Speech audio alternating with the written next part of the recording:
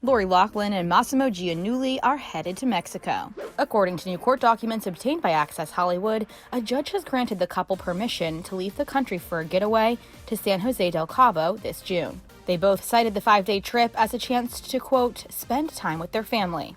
In their request to travel, their probation officer told the court that the pair have been respectful and cooperative in all interactions. As part of Lori's sentence, she was ordered to pay $150,000 and complete 100 hours of community service, which her probation officer has said she finished. Mossimo was ordered to pay $250,000, which he has already done.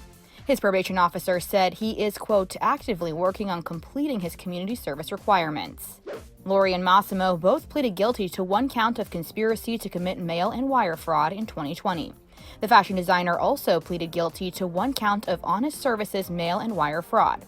They were accused of paying $500,000 in bribes to get their daughters Olivia Jade and Bella Rose into USC as fake rowing recruits. They completed their prison sentences, with Lori being released from her 2-month sentence in October 2020 and Mossimo finishing his 5-month sentence in April 2021.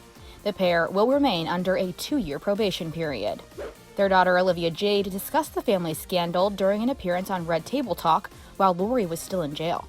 I think that what hasn't been super public is that there is no justifying or excusing what happened, because what happened was wrong. And I think every single person in my family can be like, that was messed up, that was a big mistake. All of this first happened and it became public. I remember thinking, which my thoughts are completely different now, but I remember thinking, how are people mad about this? Like, I know that sounds so silly, but in the bubble that I grew up in, I didn't know so much outside of it. And a lot of kids in that bubble, their parents were donating to schools and doing stuff that advantage. There are so many advantages. It's not fair and it's not right, but it was happening.